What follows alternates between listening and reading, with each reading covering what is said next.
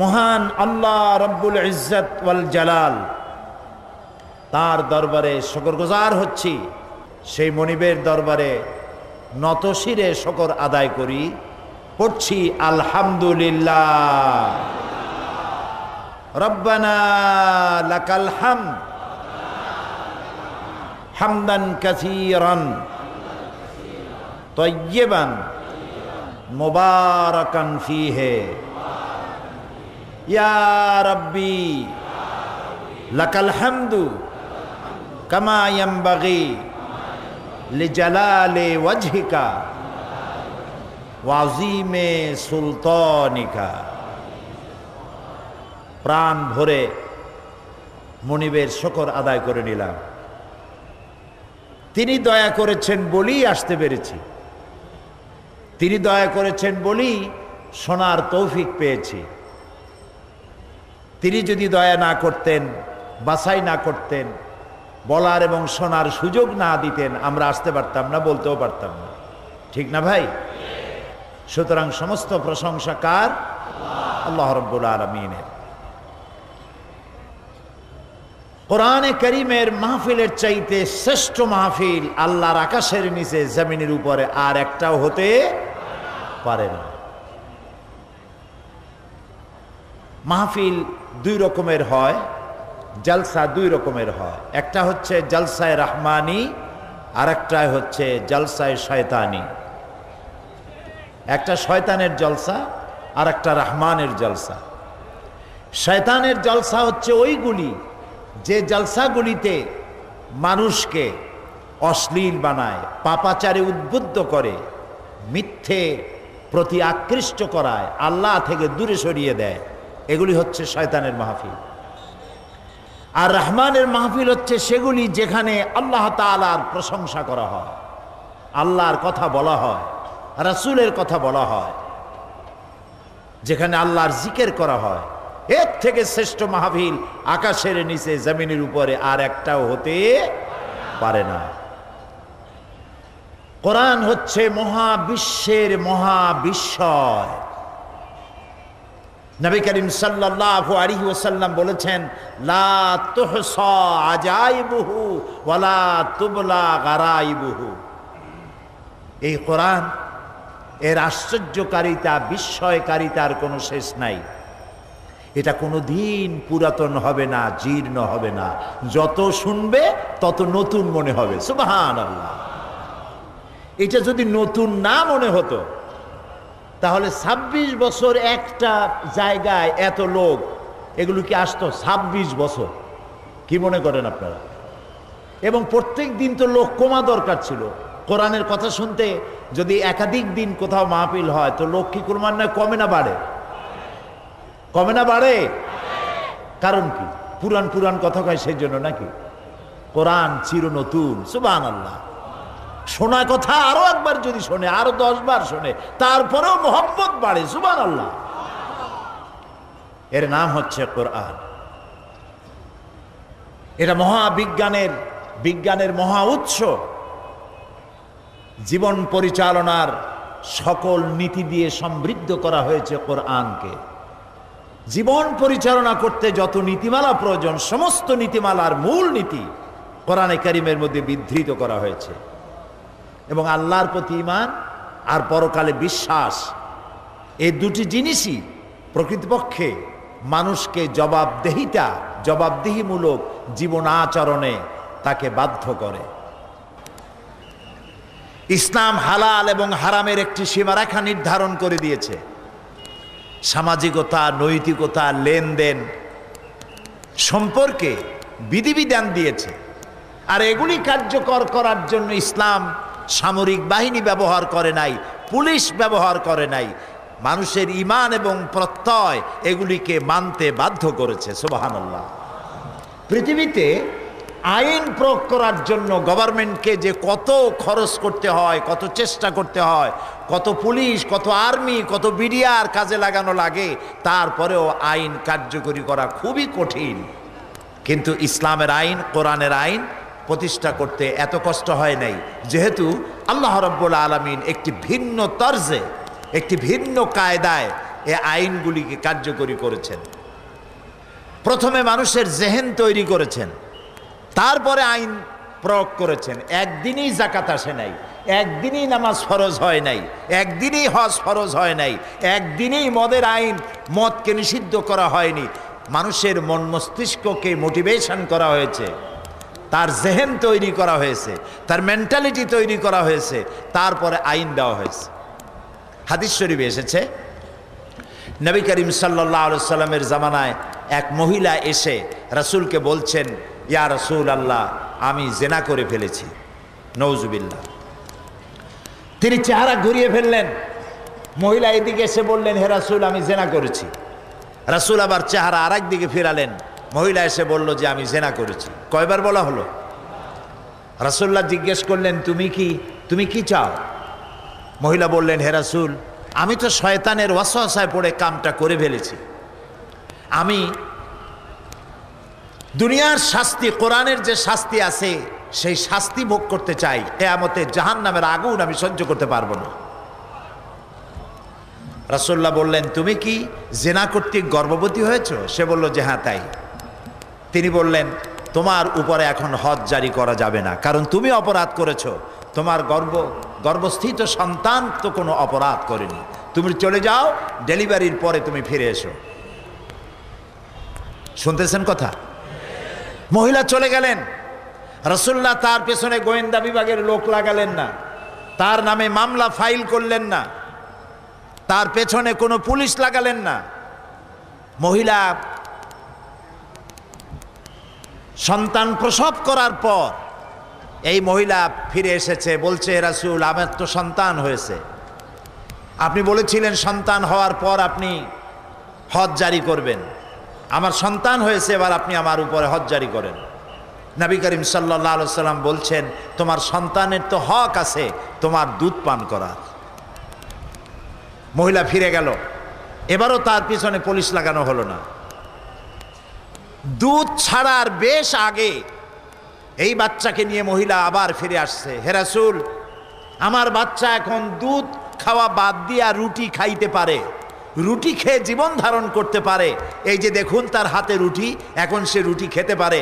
আপনি এখন তাড়াতাড়ি করে আমার উপরে শরীয়তের আইন জারি করুন, কারণ আমি যদি এই অবস্থায় মারা যাই জাহান্নামের আগুন আমি বরদাস্ত করতে পারবো না। রাসূলুল্লাহ হুকুম করলেন এই সন্তানের দায়িত্ব কাউকে নিতে, এবং এই মহিলাকে নিয়ে মরুভূমিতে আবক্ষ মাটির নিচে গেড়ে দিয়ে তাকে রজম করার জন্য বললেন। চতুর্দিক থেকে পাথর নিক্ষিপ্ত হতে লাগলো, এবং পাথরের আঘাতে এই মহিলার কিছুটা রক্ত ছিটকে এসে কারো কারো গায়ে পড়ল। সাহাবায়ে কেরামদের কেউ কেউ মহিলাকে ভৎসনা করলেন। নবী করিম সাল্লাল্লাহু আলাইহি ওয়াসাল্লাম বললেন, শোনো সাহাবী, এই মহিলাকে ভৎসনা করো না। তার তওবাকে আল্লাহ রাব্বুল আলামিন এমন ভাবে কবুল করেছেন, তা যদি মদিনার সমস্ত গুনাহগারদেরকে মাফ করার জন্য ভাগ করে দেওয়া হয়, সব লোককে মাফ করে দেওয়ার জন্য তা যথেষ্ট হয়ে যাবে।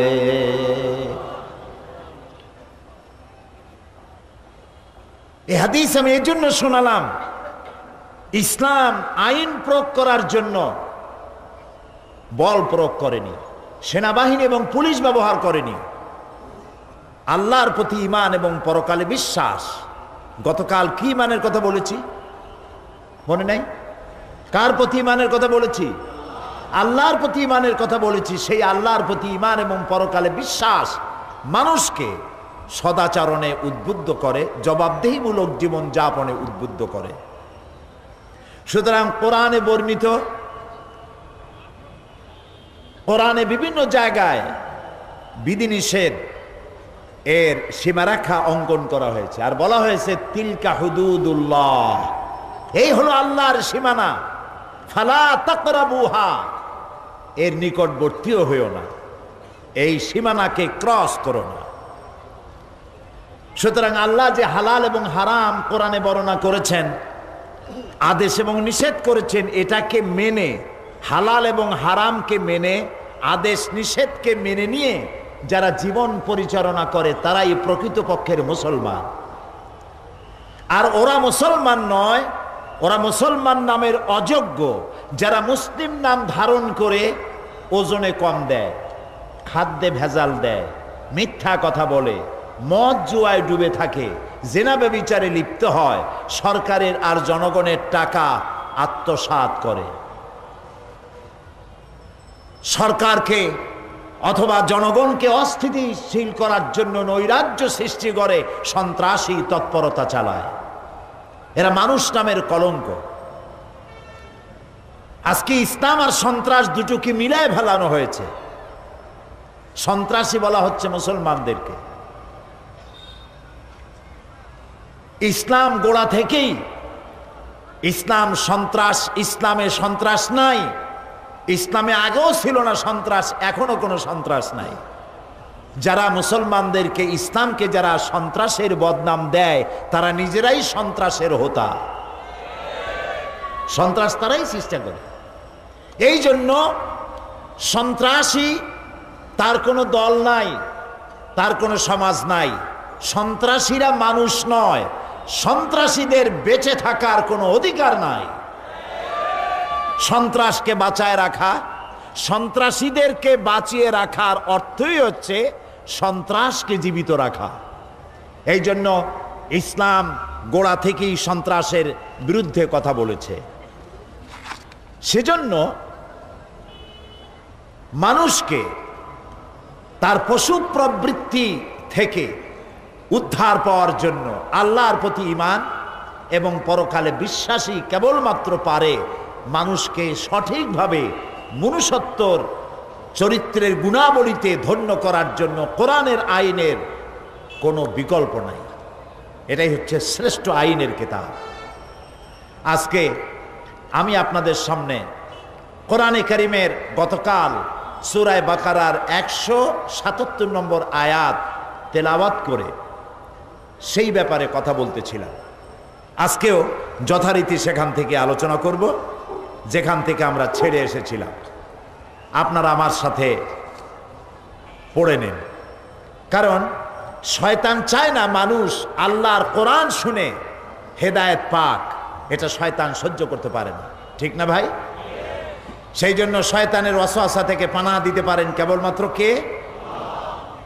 আসুন আল্লাহর কাছে পানাহ চাই। পড়েন, আউযু বিল্লাহি মিনাশ শাইতানির রাজীম, বিসমিল্লাহির রাহমানির রাহিম। বিতাড়িত মরদুদ শয়তানের ওয়াসওয়াসা থেকে পানাহ চাই পরম করুণাময় আল্লাহ রাব্বুল আলামিনের নামে। শুরু করছি। লাইসাল বিররা আন তুওয়াল্লু বুজুহাকুম কিবালাল মাশরিকি ওয়াল মাগরিবি ওয়ালাকিন্নাল বিররা মান আমানা বিল্লাহি ওয়াল ইয়াউমিল আখিরি ওয়াল মালাইকাতি ওয়াল কিতাবি ওয়ান নাবিয়িন। লাইসাল বিররা আন তুওয়াল্লু বুজুহাকুম কিবালাল মাশরিকি, পূর্ব দিকে আর পশ্চিম দিকে মুখ ঘুরানো, এটার মধ্যেই কল্যাণ নিহিত নয়। প্রকৃত পুণ্যের কাজ হচ্ছে, নেকির কাজ হচ্ছে আল্লাহর প্রতি ঈমান, পরকালে বিশ্বাস, ফেরেশতা, কিতাব। গতকাল আমরা আল্লাহর প্রতি ঈমানের ফায়দাগুলি বলতেছিলাম। আজকে আলোচনা করব আখিরাতের প্রতি ঈমান, এবং এই আলোচনাগুলি আল্লাহ যদি ইচ্ছে করেন আমাদের হেদায়েতের জন্য যথেষ্ট হতে পারে। আমিন। আমরা সাধারণত দুইটি কালে বিশ্বাসী, দুই জগতে বিশ্বাসী, ইহজগৎ আর পরজগৎ, ইহকাল আর পরকাল। আখিরাতের প্রতি ঈমান আনার অর্থই হলো যে মানুষের জন্ম এক বিশেষ উদ্দেশ্যে হয়েছে। সে এক দায়িত্বশীল সত্তা, তাকে এক পূর্ণাঙ্গ জীবন ব্যবস্থা দেওয়া হয়েছে, সে অনুযায়ী তাকে আমল করার দায়িত্ব দেওয়া হয়েছে, এবং তা পরিত্যাগ করে ইচ্ছামতো জীবন যাপন করতে পারবে না। এক কথায়, যেই ব্যক্তি পড়েছেন লা ইলাহা ইল্লাল্লাহু মুহাম্মাদুর রাসূলুল্লাহ। জোরে পড়েন, লা ইলাহা ইল্লাল্লাহু মুহাম্মাদুর রাসূলুল্লাহ। কোন ইলা নাই আল্লাহ ছাড়া, উপাস্য নাই, মাবুদ নাই, মুহাম্মদ সাল্লাল্লাহু আলাইহি ওয়াসাল্লাম আল্লাহর রাসূল। এই কথা যারা ঘোষণা করলো তাদের জীবনকে তারা দুইটা ভাগ করতে পারবে না। এক ভাগে আল্লাহর কথা মানব, আর এক ভাগে নিজের ইচ্ছা মতো চলবো। নামাজ, রোজা, হজ, যাকাত আল্লাহর কথা মতো, অর্থনীতি, সমাজনীতি, রাষ্ট্রনীতি আর একজনের কথা মতো। জীবনকে দ্বিধা বিভক্ত করার কোনো এখতিয়ার কোনো মুসলমানকে দেওয়া হয় নাই। আর মনে রাখতে হবে, যে ব্যক্তি মুসলমান তাকে কোরআনের আইন মেনে চলতে হবে। এখানে যা হালাল করেছে তাই গ্রহণ করতে হবে, যা হারাম করেছে তা বর্জন করতে হবে, যা আদেশ করেছে তা মানতে হবে, যা নিষেধ করেছে তার থেকে ফিরতে হবে। এই কাজ যারা করে তাদের নাম মুসলমান। জোরে বলেন, তাদের নাম মুসলমান। এর বিপরীত যারা, তাদের পরিচয় হচ্ছে মুনাফিক। এর বিপরীত যারা মুসলমান নামধারী, এর বিপরীত যারা, তাদের পরিচয় কি? মুনাফিক। মানুষের জীবন পরকালের আলোচনা করতে গিয়ে একটা ভূমিকা দেওয়া দরকার, তা না হলে বুঝে আসবে না। মানুষের জীবন মৃত্যুর সাথে সাথে শেষ হয়ে যায় না। মৃত্যুর সাথে আরেকটি জীবন আছে, ওই জীবনে আমাদের সকলকে উঠতে হবে। প্রিয় ভাই সব, মানুষ তো জীবন দিতে পারে, অর্থ দিতে পারে, সব দিতে পারে, কিন্তু নিজের মা বাপের ধর্ম পরিত্যাগ করা মানুষের পক্ষে সহজ না কঠিন? বলেন সবাই, সহজ না কঠিন? নবী করিম সাল্লাল্লাহু আলাইহি ওয়াসাল্লাম যখন ইসলামের দাওয়াত দিলেন, তখন কাফেরেরা নিজেদের বাপ মায়ের 14 গোষ্ঠীর ধর্ম পরিত্যাগ করে ইসলামে এসেছিলেন। এটা কি রাসূল জাদু করেছিলেন? নাউজুবিল্লাহ, জাদু করেননি। তিনি তাদেরকে এই কথাটা বুঝাতে সক্ষম হয়েছিলেন যে এই জীবন শেষ নয়, তোমাদের সকলের মৃত্যু হবে, আমরা সবাই মরে যাব। এই মৃত্যুর পর আরেকটা জীবন আসবে, ওই জীবনে এই জীবনের প্রত্যেকটি কাজ এবং কথার হিসাব আল্লাহর দরবারে দিতে হবে। এই কথা বুঝাতে রাসূল সক্ষম হয়েছিলেন। সুবহানাল্লাহ। সেই জন্য এই পৃথিবী একদিন শেষ হয়ে যাবে, আমরা মরে যাব, এই পৃথিবী একদিন শেষ হয়ে যাবে, তারপরে নতুন এক জীবন আসবে। কোরআনের পরিভাষায় সেদিনের নাম কিয়ামত, সেই দিনের নাম আখিরাত। প্রিয় ভাই সব, এইটার নাম কোরআন শরীফ। এর নাম কি? এর মধ্যে কয়টা পারা আছে? 30 পারা। 30 পারা কোরআন শরীফের ভেতরে আল্লাহ তাআলা পরকালের জীবন সম্পর্কিত যত কথা বলেছেন, যেমন মৃত্যু, কবর, হাসর, মিজান, সিরাত, শাফাত, জাহান্নাম, জান্নাত, অর্থাৎ পরকাল সম্পর্কিত যত কথা আল্লাহ কোরআন শরীফে বলেছেন, তা সব যদি এক জায়গায় করা হয় তাহলে 10 পারা কোরআন শরীফের সমান হবে। তার মানে গোটা কোরআনের 1/3 পরকালের কথা বলা হয়েছে। একটি মানুষ ভালো হওয়ার জন্য যে আয়াতটি আমি বাছাই করেছি আপনাদের শোনাবার জন্য, এই একটি লম্বা আয়াতের ব্যাখ্যা যদি আমরা আমল করতে পারি, গ্রহণ করতে পারি, দুনিয়ায় সার্থক জীবন, পরকালে জাহান্নাম থেকে আল্লাহ মুক্তি দিবেন। আমরা বলি আমিন। আখিরাতের উপরে ঈমান আনার কারণেই মানুষের জীবন সুন্দর হতে পারে এবং জীবন সুসংহত হতে পারে। পরকাল হবার একটি যুক্তি এভাবে দেওয়া যায়, বহুত যুক্তি আছে, তা আমি দেব না, এক কথায় বলি। সারা বছর ব্যবসা করার পর যেমন হিসাবের জন্য একটা দিন আসে, সারা বছর পরীক্ষা দেওয়ার পর, লেখাপড়া করার পর পরীক্ষা দেওয়ার যেমন একটি সময় আসে, অনুরূপভাবে এই পৃথিবীতে জীবনকাল শেষ হয়ে যাওয়ার পর একটি সময় আসবে, যেই সময়টার নাম হলো কিয়ামত, যেই সময়টার নাম হলো আখিরাত। এই কিয়ামত কবে হবে এটি প্রশ্ন। আল্লাহ রাব্বুল আলামিন কিয়ামতের কথা বলেছেন, ইন্নাল্লাহা ইনদাহু ইলমুস সাআ ওয়া ইউনাজ্জিলুল গায়সা ওয়া ইয়ালামু মা ফিল আরহাম وما تدري نفس ماذا تكسب غدا وما تدري نفس بأي أرض تموت إن الله عليم خبير إن الله عنده علم الساعة নিশ্চয়ই কিয়ামত কবে হবে এই জ্ঞান আল্লাহর কাছে। এই জ্ঞান কার কাছে? কিয়ামত কবে হবে এ কথা কেউ বলতে পারবে না। কে পারবেন বলতে? আল্লাহ তাআলা। এখানে আল্লাহ তাআলা 5টি জ্ঞানের কথা বলেছেন, যে এই 5টি বিষয় আল্লাহর নলেজে রয়েছে। অসংখ্য জিনিস আল্লাহর নলেজে, সবই আল্লাহর নোটিশে। আল্লাহ তাআলা এখানে 5টি কথা বলছেন। কিয়ামত কবে হবে এটা আল্লাহ তাআলা জানেন। ওয়া ইউনাজ্জিলুল গায়স, আর বৃষ্টি বর্ষণ কবে কখন হবে এটাও আল্লাহ বলতে পারেন কখন হবে। রেডিও, টেলিভিশন, ব্যারোমিটার যন্ত্রের মাধ্যমে আবহাওয়া পরিদপ্তর তাদেরকে খবর জানায়। সেই খবর অনুযায়ী রেডিও টেলিভিশন বলে আগামীকাল বেলা এতটায়, দুপুরে, বিকেলে অমুক অমুক এলাকায় এত মিলিমিটার বৃষ্টি হতে পারে, বজ্রসহ বৃষ্টি হতে পারে। হবেই এমন কথা কেউ বলতে পারে না। বৃষ্টির আসল জ্ঞান কার কাছে? আল্লাহ তাআলার কাছে। ওয়ায়ালামু মা ফিল আরহাম, আর মায়ের পেটে কি আছে সেটা কে জানে?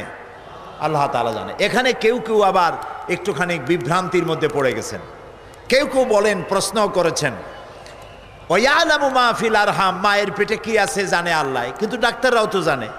ডাক্তাররাও বলে দিতে পারে যে মায়ের পেটের মধ্যে ছেলে আছে না মেয়ে আছে। বিষয়টা কিন্তু তা না। ওয়ায়ালামু মা ফিল আরহাম, মায়ের পেটে কি আছে আল্লাহ জানে। তার মানে হচ্ছে মায়ের পেটে যে সন্তান আছে এই সন্তান ভাগ্যবান না হতভাগ্য, সে দুনিয়ায় ভালো কাজ করবে না খারাপ কাজ করবে, সে কি গরিব হবে নাকি ধনী হবে, সে কি পৃথিবীতে ভালো কাজ করে কিয়ামতে জান্নাতে যাবে না খারাপ কাজ করে জাহান্নামে যাবে। তার জীবনের সব কিছু জানতে পারেন একমাত্র কে জানে? আল্লাহ রাব্বুল আলামিন।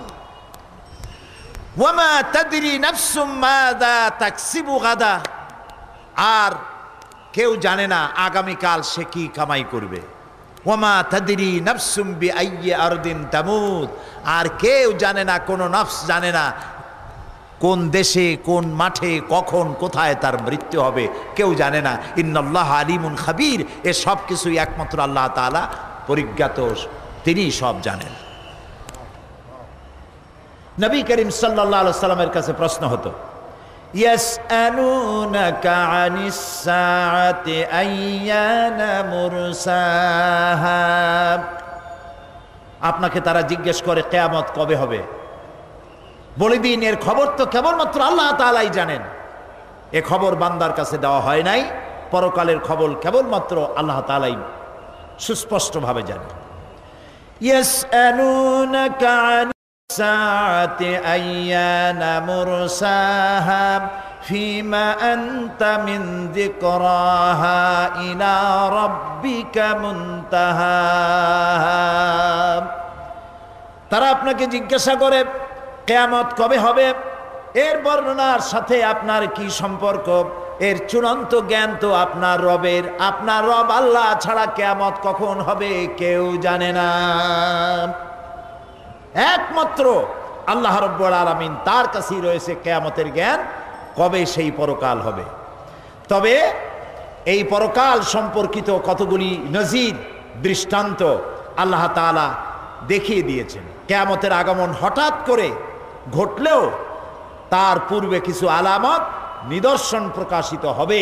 এ ব্যাপারে কোরআনে কারীমে আল্লাহ তাআলা বলছেন, ফাহাল ইয়ানজুরুনা ইল্লা সাআতা আন তা'তিয়াহুম বাগতাতান ফাকাদ জাআ আশরাতুহা, তারা কি শুধু এই অপেক্ষায় রয়েছে যে কিয়ামত তাদের নিকট হঠাৎ এসে পড়ুক? বস্তুত কিয়ামতের লক্ষণ সমূহ তো এসেই পড়েছে।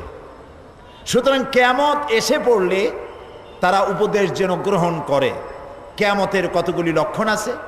বুখারী শরীফের হাদিসের মধ্যে কিয়ামতের 7টি ছোট লক্ষণ আর 5টি বড় লক্ষণ বলা হয়েছে, শর্ত, সিমটম, লক্ষণ। ছোট ছোট লক্ষণ হলো, 1, ইলমের ঘাটতি হবে, অজ্ঞতার বিস্তৃতি হবে, অর্থাৎ দ্বীনি ইলম এর ঘাটতি হবে, অজ্ঞতার বিস্তৃতি হবে। নবী করিম সাল্লাল্লাহু আলাইহি ওয়াসাল্লামের একটি হাদিস এখানে এরকম আছে, হযরত আলী রাদিয়াল্লাহু তাআলা আনহু হাদিসটি বর্ণনা করেছেন, ইউশিকু আন ইয়াতিয়া জামানুন লা ইয়াবকা মিনাল ইসলামে ইল্লা ইসমুহু ওয়া লা ইয়াবকা মিনাল কুরআনে ইল্লা রাসমুহু। নবী করিম সাল্লাল্লাহু আলাইহি ওয়াসাল্লাম বলেছেন, এমন একটি অতি তাড়াতাড়ি এমন একটা সময় আসবে যখন ইসলামের নাম ব্যতিরেকে আর কোনো জিনিস থাকবে না। সব জায়গায় ইসলাম ব্যবহার করা হবে, কিন্তু সেখানে ইসলাম থাকবে না। নাম ইসলামিয়া কলেজ, কিন্তু ইসলাম পড়ানো হবে না। নাম ইসলামী স্টোর, কিন্তু ইসলাম অনুযায়ী দোকান পরিচালনা করা হবে না। নাম আছে ইসলাম, ইসলামের শুধু ব্যবহার চলবে, কিন্তু ইসলামের কার্যকারিতা সেখানে থাকবে না।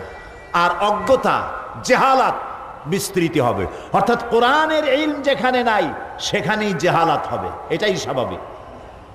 ইসলাম সর্বপ্রথম আল্লাহ তাআলা নবীর কাছে যে জ্ঞানটা দিয়েছিলেন, যে হুকুমটা করেছিলেন, সেটি নামাজ ছিল না, রোজা ছিল না, হজ ছিল না, যাকাত ছিল না, সেটি ছিল ইকরা, পড়ো পড়ো পড়ো।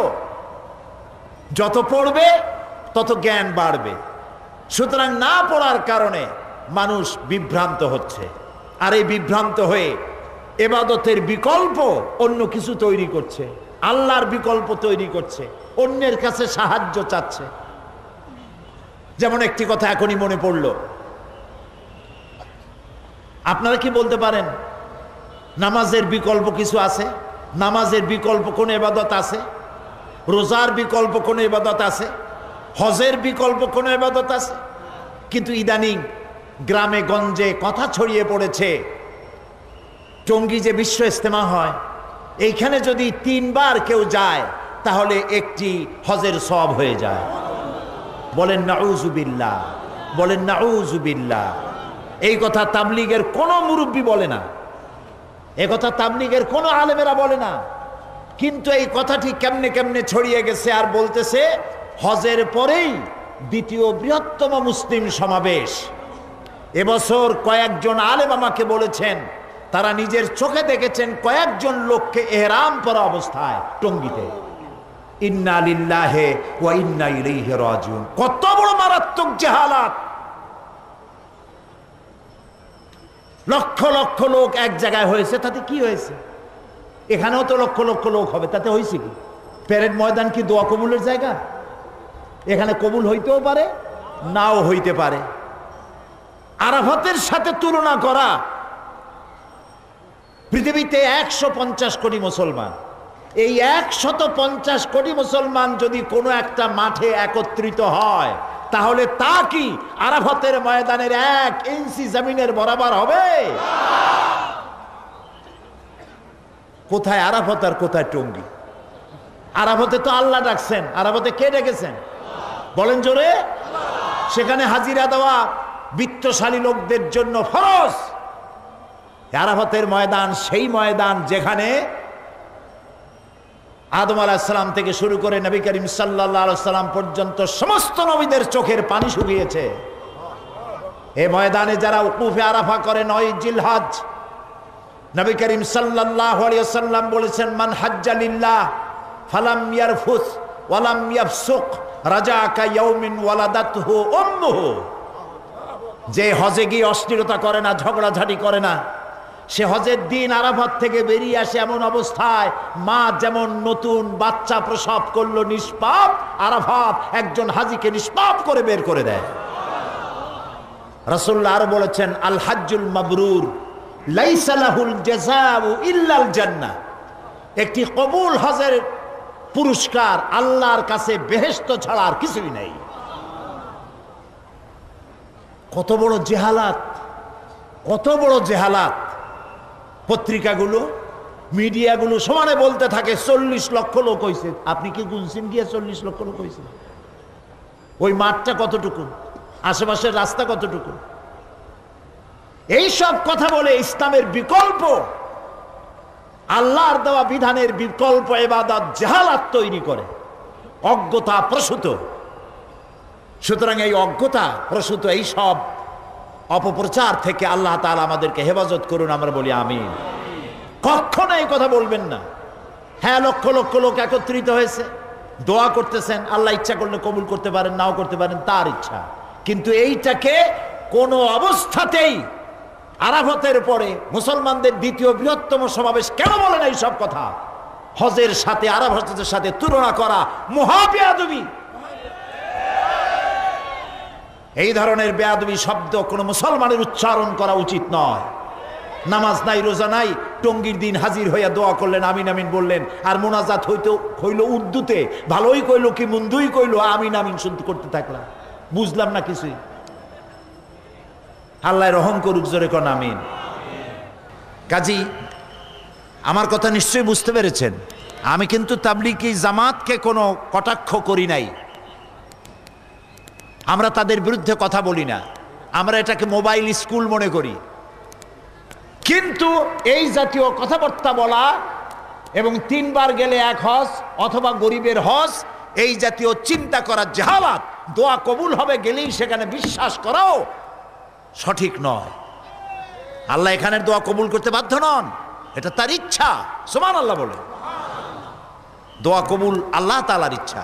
সেই জন্য কিয়ামতের এটি লক্ষণ যে ইলমের ঘাটতি হবে, অজ্ঞতার বিস্তৃতি ঘটবে, ফিতনা ফাসাদ ও বিশৃঙ্খলার বিস্তৃতি লাভ করবে। এগুলি হচ্ছে কিনা? ফিতনা ফাসাদ বাড়তেছে কিনা? অশান্তি বিশৃঙ্খলা বাড়তেছে কিনা? সমানে বাড়তেছে। অন্যায় অশ্লীলতার ছড়াছড়ি হবে, হত্যাকাণ্ড এবং ভূমিকম্পের আধিক্য হবে, মদ পান এবং ব্যভিচারের ছড়াছড়ি হবে, জীবনের প্রতি মানুষ বীতশ্রদ্ধ হয়ে মৃত্যু কামনা করবে, মুসলমানদের বিরুদ্ধে অন্য জাতিসমূহের ঐক্য হবে। এটা হলো বুখারী শরীফের হাদিস। নবী করিম সাল্লাল্লাহু আলাইহি ওয়াসাল্লাম বলেছেন এই 7টি লক্ষণ প্রকাশিত হবে কিয়ামতের আগে। এগুলি হয়েছে কিনা? তাই বলে চিন্তা করেন না যে কালকেই বুঝি কিয়ামত হয়ে যাবে, এখনো অনেক দেরি আছে। এই সব লক্ষণগুলি প্রকাশিত হয়ে গেছে। মুসলমানদের বিরুদ্ধে সারা পৃথিবীর কাফেরেরা আজ ঐক্যবদ্ধ, টের পাচ্ছেন? তাদের অস্ত্রের শক্তি, তাদের ঐক্যের শক্তি যখন সুসংহত, তখন মুসলমানেরা দ্বিধা বিভক্ত, একজন আরেকজনকে সহ্য করতে পারে না। যখন ঐক্যের সবচাইতে বেশি জরুরি, তখন আমরা অনৈক্য হয়ে পড়েছি, হাজারো দল ভাগ করেছি। কেউ কেয়ামি, কেউ লা কেয়ামি, কেউ গোল টুপি, কেউ পাঁচকলি, কেউ পাগড়িওয়ালা, কেউ বিনা পাগড়ি, কেউ মিলাদি, কেউ মিলাদ দাঁড়ায় পড়লো, কেউ বসে পড়লো, কেউ মোটেও পড়লো না। এইভাবে নানান রকমের মতপার্থক্য সৃষ্টি আমরা করে ফেলেছি এবং আমরা এখন পৃথিবীর সমস্ত কাফেরদের টার্গেটে পরিণত হয়েছি। তারা আমাদেরকে যে কোনো সময় হামলা করে আমাদের সমস্ত দেশগুলিকে তছনছ করে দেওয়ার জন্য ঐক্যবদ্ধ হয়েছে। আল কুফরু মিল্লাতুন ওয়াহিদা, কাফেরেরা হচ্ছে আসলে এক জাত। রাসূলুল্লাহ বলেছেন কাফেরেরা আসলে কি? এক জাত। তো কাফেরেরা যদি এক জাত হয়, আল কুফরু মিল্লাতুন ওয়াহিদা যদি হয়, তাহলে আল মুসলিমু মিল্লাতুন ওয়াহিদা হতে অসুবিধা কি? মুসলমানেরা এক জাত হতে অসুবিধা কি? কোনো অসুবিধা ছিল না যদি আমরা যার যার যিনি যেটা বুঝি সেইটা নিয়ে মনে করা হয় যে আমার ইসলাম খাঁটি। ইসলাম আমার বানাই কেন? ইসলাম কার? জোরে বলেন কার? সেই জন্য এক কালেমা, এক কোরআন, এক হাদিস, রসুল এক, কোরআন এক। সুতরাং আল্লাহ তাআলার এই ঐক্যের মধ্যে তিনি যে ঐক্য সৃষ্টি করেছিলেন তার মধ্যে যদি আমরা জমায়ে থাকতে পারতাম তাহলে আমাদের সমস্যা হতো না। কিয়ামতের 7টি লক্ষণ এরকম বড় বড়, আর 5টি লক্ষণ হচ্ছে ছোট। বড় ছোট লক্ষণ হলো 7টি, আর 5টি হলো বড়। বড় লক্ষণ হচ্ছে দাজ্জালের আগমন, দাজ্জাল আসবে। এরপরে ঈসা আলাইহিস সালামের অবতরণ হবে, ইমাম মাহদীর আবির্ভাব হবে। ইয়াজুজ মাজুজের আত্মপ্রকাশ ঘটবে এবং পশ্চিম দিক থেকে সূর্য উদয় হবে। এগুলি কিয়ামতের লক্ষণ। আর যেদিন পশ্চিম দিক থেকে সূর্য উদিত হবে সেদিন আর দোয়া কবুল হবে না, দোয়া কবুলের দরজা বন্ধ হয়ে যাবে। এখন এই সব লক্ষণ প্রকাশিত হওয়ার পর কিয়ামত অনুষ্ঠিত হবে। মৃত্যুর পর পুনরুত্থানে বিশ্বাসী যারা, তারা তাদের জীবনকে সুসংহত করার এই যে সুযোগ সময়, এই সময়টা কাজে লাগানো প্রয়োজন। কিন্তু এক শ্রেণীর কপাল পোড়া বুদ্ধিজীবীরা তারা জীবন মনে করে মাতৃগর্ভ থেকে শুরু করে মৃত্যু পর্যন্ত কবরে প্রথিত হয়ে যায়, এরপরে আর কোনো জীবন নাই। সুতরাং ইট, ড্রিঙ্ক অ্যান্ড বি মেরি, খাও, পান করো, ফুর্তি করো, এই বেলা ভাই মদ খেয়ে নাও, কাল নিশীথের ভরসা কই, চাঁদনি জাগিবে যুগ যুগ ধরি, আমরা তো আর রব না সই। কাজী জন্মের মতো ঢালো, পাইকারি দরে গেল। মদ খাওয়া, জেনা করা, ব্যভিচার করা এদিকে অগ্রসর হচ্ছে।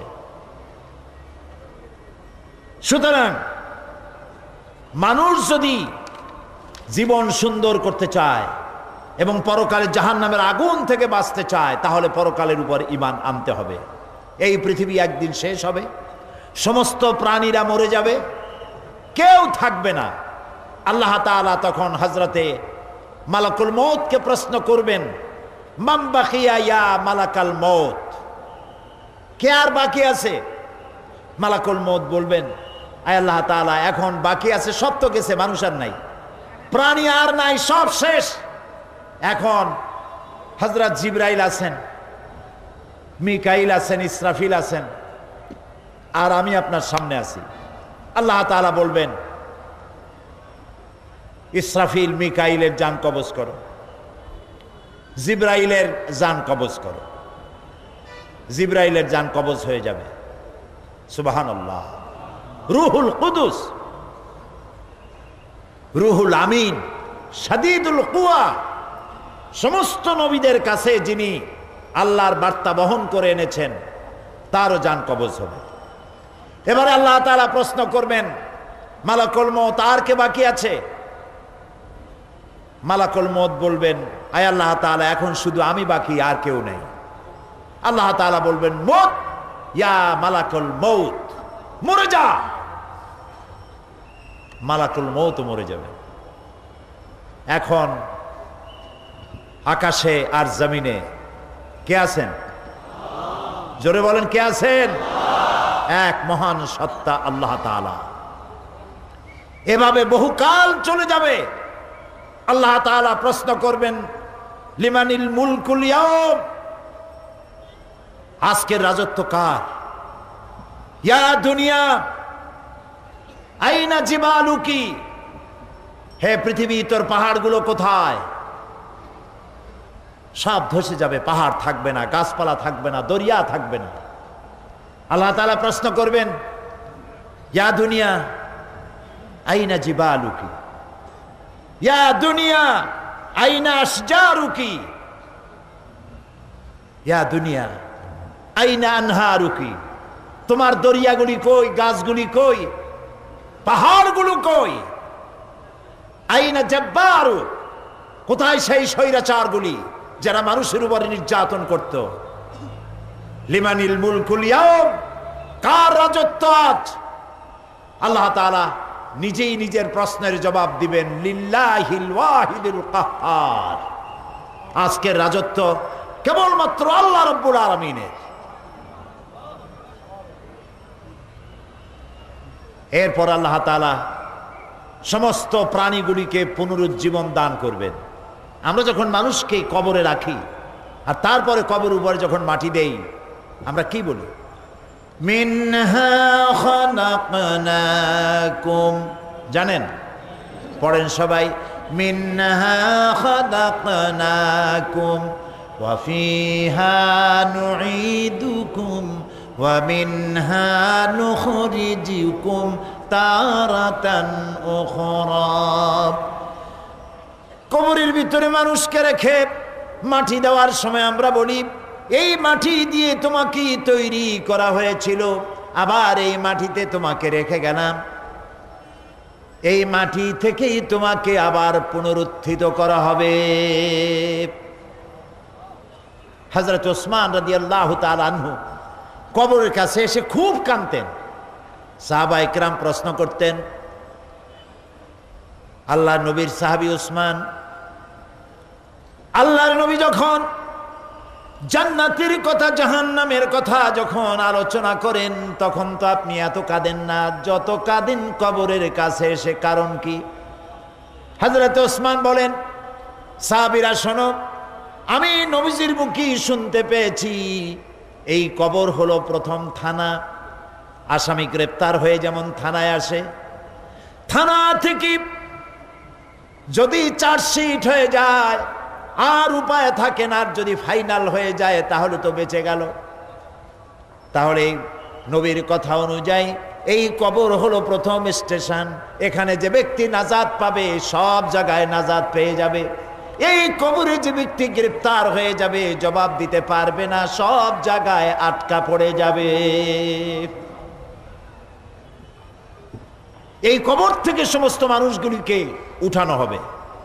আল্লাহু লা ইলাহা ইল্লা হুয়া লায়াজমাআন্নাকুম ইলা ইয়াউমিল কিয়ামাতি লা রাইবা ফীহি ওয়া মান আসদাকু মিনাল্লাহি হাদীসা। আল্লাহ এমন সত্তা যিনি ছাড়া কোনো ইলাহা নাই, তিনি তোমাদেরকে কিয়ামতের দিন অবশ্যই উত্থিত করবেন, সমবেত করবেন।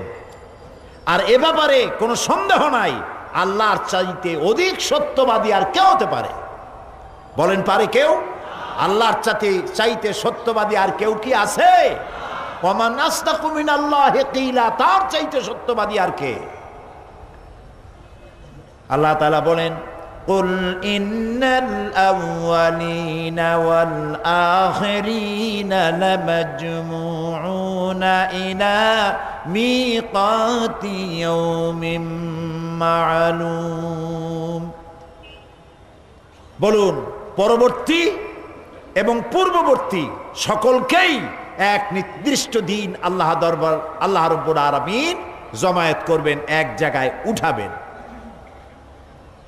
এরপরে আল্লাহ তাআলা বলেন, ওয়া মিন আয়াতিহি আন্নাকা তারাল আরদা খাশিআতান ফাইযা আনজালনা আলাইহাল মাআ ইহতাজ্জাত ওয়া রাবাত ইন্নাল্লাযী আহইয়াহা লামুহয়িল মাউতা ইন্নাহু আলা কুল্লি শাইইন কাদির।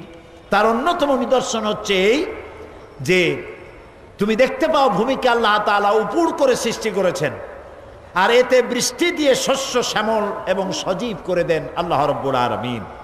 তিনি ঊষর অনুর্বর জমিকে সঞ্জীবিত করেন বৃষ্টি দিয়ে, এবং তারপরে তিনি সমস্ত ফসলকে উদ্গত করেন, আর এইভাবে করে তিনি সমস্ত মৃত্যু প্রাণীকে কিয়ামতের দিন জিন্দা করবেন, এক জায়গায় উঠাবেন। ওয়া আন্নাস সাআতা আতিয়াতুন লা রাইবা ফিহা ওয়া আন্নাল্লাহা ইয়াবআসু মান ফিল কুবুর। কিয়ামত অবধারিত, এতে কোনো সন্দেহ নাই। আর কবরে যারা আছে তাদের সকলকেই পুনরুত্থিত করা হবে, আল্লাহর দরবারে উঠতেই হবে। আয়াহসাবুল ইনসানু আইয়ুতরাকা সুদা আলাম ইয়াকুন নুতফাতাম মিন মানিয়্যিন ইউমনা সুম্মা কানা আলাকাতান ফাখালাকা ফাসাওয়া ফাজআলা মিনহু আয-যাওজাইনি আয-যাকারা ওয়াল উনসা আলাইসা যালিকা বিকাদিরিন আলা আন ইউহইয়াল মাউতা। আল্লাহ তাআলা বলছেন, আয়াসাবুল ইনসানু আন ইউতরাকা সুদা, মানুষ কি ভেবেছে যে তাকে এমনি ছেড়ে দেওয়া হবে, তার কোনো হিসাব নেওয়া হবে না। আলাম ইয়াকুন উৎফাতাম মিন মানিয়্যিন ইউমনা, মানুষ কি এক ফোঁটা নিক্ষিপ্ত পানি ছিল না? সুম্মা কানা আলাকাতান, তারপরে তাকে রক্তপিণ্ড তৈরি করা হয়েছে। ফাখালাকা ফাসাওয়া, এরপরে তাকে সুগঠিত করা হয়েছে। ফাজআলা মিনহু যাওজাইনি যাকারা ওয়াল উনসা, এরপরে মায়ের পেটের ভিতরে এটাকে পুত্র সন্তান অথবা কন্যা সন্তানে পরিণত করা হয়েছে। এসব কে করেছেন? বলেন কে করেছেন? আল্লাহ তাআলা বলেন, অন্ধকার জায়গার ভিতরে যে আল্লাহ রাব্বুল আলামিন এক ফোঁটা নাপাক পানি দিয়ে মানুষের এই সুন্দর আকার দিলেন, আকৃতি দিয়ে পুরুষ বানালেন, নারী বানালেন। আলাইসা যালিকা বিকাদিরিন আলা আইয়ুহিয়াল মাউতা, সে আল্লাহর জন্য এটা কি সম্ভব নয় যে তিনি মৃত্যুর পরে তোমাকে আবার জিন্দা করবেন? এটা কি সম্ভব নয়? বলেন সম্ভব নয়? অবশ্যই সম্ভব। পরকালে যারা বিশ্বাস করে না, সাধারণত বুদ্ধিজীবীরাই এই অবিশ্বাসী বেশি হয়। বুদ্ধিজীবী সব খারাপ তা আমি বলবো না, এক শ্রেণী তো ভালো আছেই, কিন্তু একটা বিরাট অংশ সাংঘাতিক খারাপ। শুধু নিজেই খারাপ না, অন্যদেরও খারাপ বানায়। আবার এগুলো দুর্ভাগ্যক্রমে, জাতির দুর্ভাগ্যক্রমে বিশ্ববিদ্যালয়গুলিতে চাকরি হয় এদের বেশি। এমন সব বই লেখে, এমন সব কথা লেখে, এত অশ্লীল, চিন্তা করতেও অবাক লাগে যে এত কুরুচিপূর্ণ, এত অশ্লীল ব্যক্তির চাকরি বিশ্ববিদ্যালয় হয় কিভাবে? নিজে চরিত্রহীন এবং হাজারো মানুষকে চরিত্রহীন বানায়। আল্লাহরে বিশ্বাস করে না। আল্লাহ আছেন কিনা এখন টের পাইতেছে নাকি? কি বলেন, টের পাচ্ছে কিনা? এখন খুব টের পাচ্ছে। এখন আল্লাহর কত মেহেরবানি, শয়তান যদি দেশে মরতো সর্বনাশ হয়ে যেত। আল্লাহর কত দয়া। তাও আবার মৌলবাদীদের উপর দোষ দিতে চেষ্টা করছে। কয় যে অমুক দেশে যখন গেছে, হোটেলে যখন উঠছে, তারপরে দেখা গেল সেই দেশের এয়ারপোর্টে হুজুর মতো একটা লোক চোখ মোটা করে হাতে মেসওয়াক ইদিক উদিক তাকাচ্ছিল।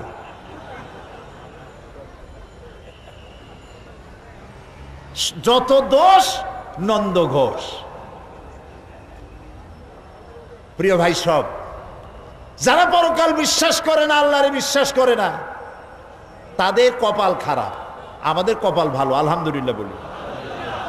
তর্কের খাতিরে বলি, যদি কিয়ামত বলে কিছু যদি না থাকে, আযাব, কবরের আযাব, জান্নাত, জাহান্নাম, বিচার, সিরাত, মিজান, কিছুই যদি না থাকে, তাহলে আমরা বিশ্বাস করছিলাম নাই ওগুলো, আমরা বাইসে গেলাম। বিশ্বাস করছিলাম, ওগুলো হইল না, বাইসে গেলাম, তোমরাও বাইসে গেলাম। কিন্তু যদি আসলে থাকেই তেমন কিছু, তাহলে আমরা বিশ্বাস করছি আমরা তো বাঁচবো, তোমাদের দশা কি হবে? আর আসলে সত্যি সত্যি আছেই, সত্য সত্য আছেই। সব নবীরা বলেছেন, এমন কোন নবী নাই যিনি কথা বলেন নাই। নবীরাই সত্যবাদী। কে সত্যবাদী? বলেন কে সত্যবাদী? নবীরা সত্যবাদী। কারণ নবীরা যে কথা বলেন, সে কথা বলেন কার থেকে? এজন্য নবী করিম সাল্লাল্লাহু আলাইহি ওয়াসাল্লাম নিজের থেকে কখনো কথা বলেন নাই।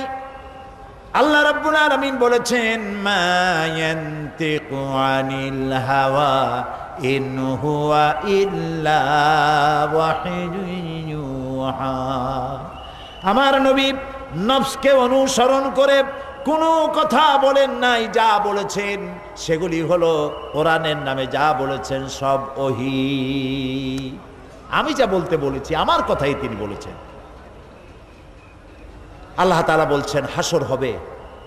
আল্লাহর কথা মহাসত্য, আল্লাহর কথা মহাসত্য। হাসরের সত্যতা সম্পর্কে আল্লাহ রাব্বুল আলামিন বলেন, ইয়াউমা নাহশুরুল মুত্তাকিনা ইলার রাহমানি ওয়াফদা ওয়া নাসুকুল মুজরিমিনা ইলা জাহান্নামা বিরদা। সেদিন দয়াময় কাছে আল্লাহ রাব্বুল আলামিনের কাছে পুণ্যবান মানুষগুলি অতিথিরূপী গৃহীত হবে, আর পাপীদেরকে দলে দলে তৃষ্ণার্ত অবস্থায় জাহান্নামের দিকে ঠেলে দেওয়া হবে। কোরআন শরীফের অন্তত 10 পারার মতো হবে যদি এসব কথাগুলি এক জায়গায় করা হয়। আল্লাহ তাআলা বলছেন, ওয়ামান ইয়াহদিল্লাহু ফাহুয়াল মুহতাদ ওয়ামান ইউদ্লিল ফালান তাজিদ লাহুম আউলিয়া মিন দুনিহি ওয়া নাহশুরুহুম ইয়াওমাল কিয়ামাতি আলা বুজুহিহিম উমিয়ান ওয়া বুকমান ওয়া সুম্মা মাওয়াহুম জাহান্নাম। আল্লাহ যাকে পথ প্রদর্শন করেন সেই তো সঠিক পথ প্রাপ্ত, এবং আল্লাহ যাকে পথভ্রষ্ট করেন তাকে আল্লাহ ছাড়া কেউ সাহায্যকারী নাই। এই জন্য হেদায়েতের মালিক কে? জোরে বলুন। নবীরাও হেদায়েত করতে পারেন না, হেদায়েতের মালিক কে? আল্লাহ তাআলা বলেছেন, নবী আমার, ইন্নাকা লা তাহদি মান আহবাবতা, আপনি যাকে পছন্দ করেন হেদায়েত আপনি দিতে পারবেন না, হেদায়েতের মালিক হচ্ছি আমি আল্লাহ রব্বুল আলামিন। এই জন্য আল্লাহ তাআলা হেদায়েতের জন্য, হেদায়েত পাওয়ার জন্য কোরআনে কারীমে সূরা ফাতিহার মধ্যে আমাদেরকে শিখায় দিয়েছেন। প্রত্যেক নামাজের প্রতি রাকাতে আমরা পড়েন আমার সাথে, ইহদিনাস সিরাতাল মুস্তাকিম সিরাতাল্লাযীনা আন'আমতা আলাইহিম গায়রিল মাগদুবি আলাইহিম ওয়ালাদ-দাল্লিন। ইহদিনাস সিরাতাল মুস্তাকিম, আল্লাহ তুমি আমাকে সরল, সঠিক, সহজ রাস্তা দেখাও। হেদায়েত চাচ্ছি আমরা। হেদায়েত পাওয়া যত কঠিন, হেদায়েতের উপরে টিকে থাকা তার থেকেও বেশি কঠিন। এই জন্য আল্লাহ রব্বুল আলামিন আমাদেরকে হেদায়েতের উপরে টিকে থাকার জন্য একটা দোয়া শিখাই দিয়েছেন। পড়েন আমার সাথে, রব্বানা লা তুজিগ কুলুবানা বা'দা ইয হাদাইতানা ওয়া হাব লানা মিন লাদুনকা রাহমাতান ইন্নাকা আনতাল ওয়াহ্হাব। রব্বানা, আয় আমার প্রভু, লা তুজিগ কুলুবানা, তুমি আমার দিলটাকে বিগড়ে দিও না, বা'দা ইয হাদাইতানা, যখন তুমি আমারে হেদায়েত দিছো তখন হেদায়েতের রাস্তা থেকে তুমি আমাকে বিগড়ায় দিও না। কত আলেম, কত বুজুর্গ, কত ব্যক্তি ইসলামের উপরে ছিল, বাপ ইসলামের উপরে ছিল, নিজে ইসলামের উপরে ছিল, কিন্তু শয়তানের ওয়াসওয়াসায় বিগড়ে গেল। আছে না এমন অনেক? আছে না?